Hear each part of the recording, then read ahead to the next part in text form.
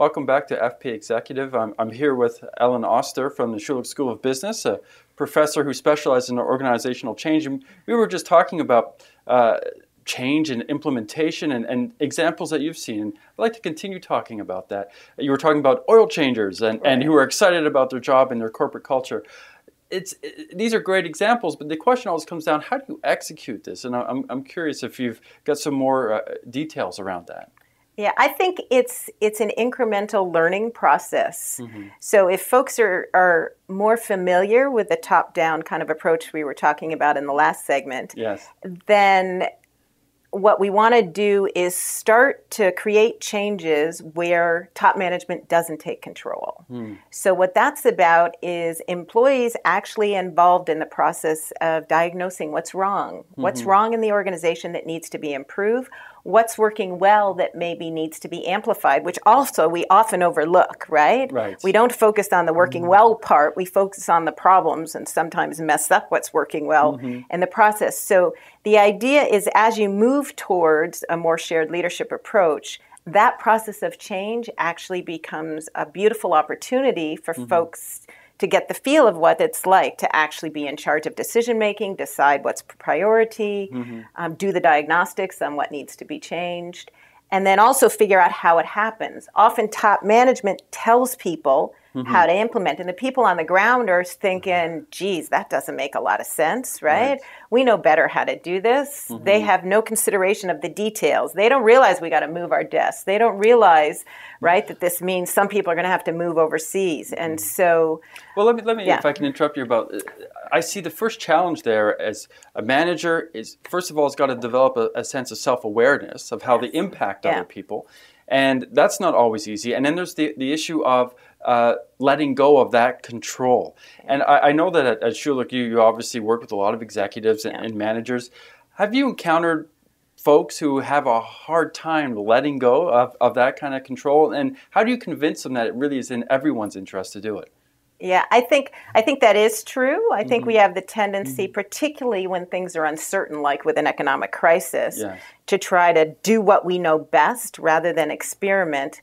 But maybe ironically, now in an economic crisis is the time when we should maybe be taking not huge experiments, not exploring huge experiments, but we can run pilots all the time to see how things work, right? We don't have to do a full-on change.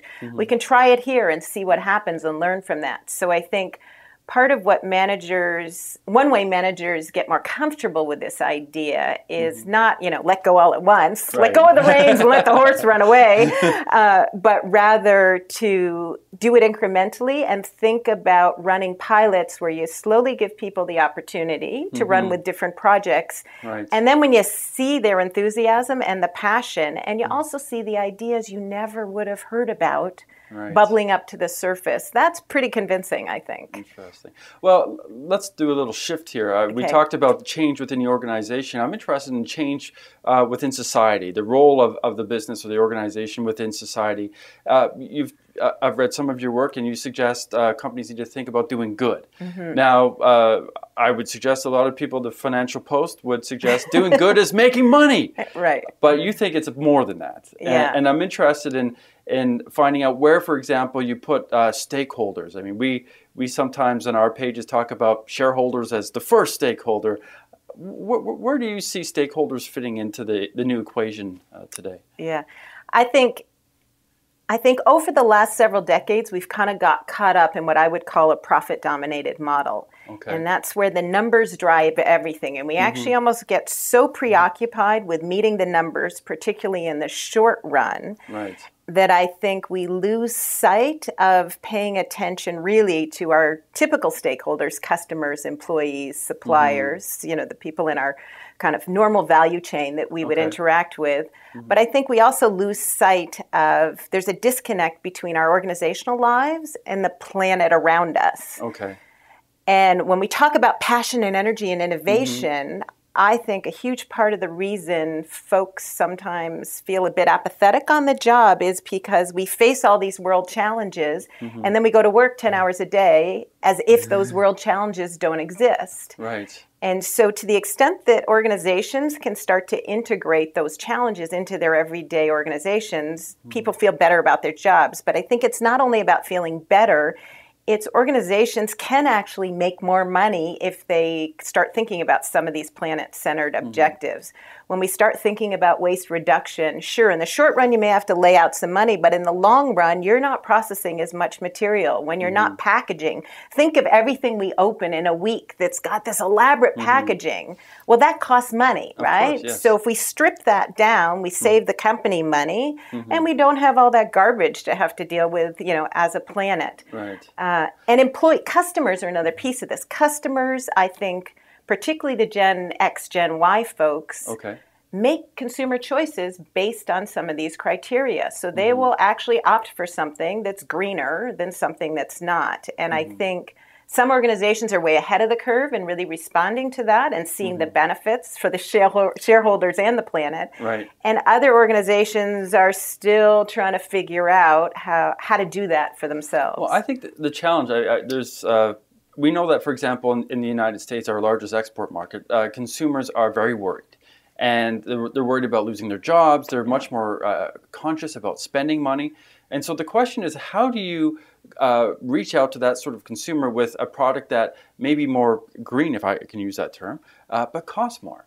There are times when, for example, studies have been done where people actually expect to pay more for a green product. Right. So there seems to be sort of a conflict in some respects because people are more cost conscious, but on the other hand, you want to be green.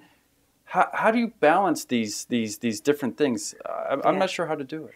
Yeah, I think it's about organizations looking for those solutions. So a good example is Land's End. I just happened to get this in my email last week.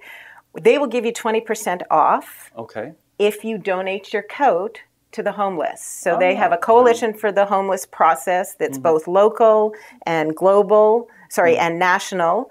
With the company to give back coats. So there's a great example of me as an employee. I get a 20% discount and I feel good about giving my coat to someone else. And they actually have this powerful ad where, you see your name that was on the coat being handed off to someone who's homeless. And as they walk out the door of the shelter, they're looking at your coat with your name on it. Right. So I think that's where the creativity comes in for organizations, is to think about those solutions that are cost effective so the consumer who's been hit by the economic crisis doesn't have to make a trade-off, green or cheap, that actually they can find something that's in their kind of market range that also has some kind of give back aspect, or at least non-destructive aspect. Right. So you're talking about essentially building products that, and companies have been doing this obviously forever, that meet different demands. Yeah. That's really what we're talking about segmentation. Here. And understanding what the demands are today. And we have consumers who make choices that are based on a social consciousness, and companies need to be aware that social consciousness is out there. Yes. Excellent. Ellen Auster, thank you so much for this talk today. You're welcome. Pleasure to be here. Thank you.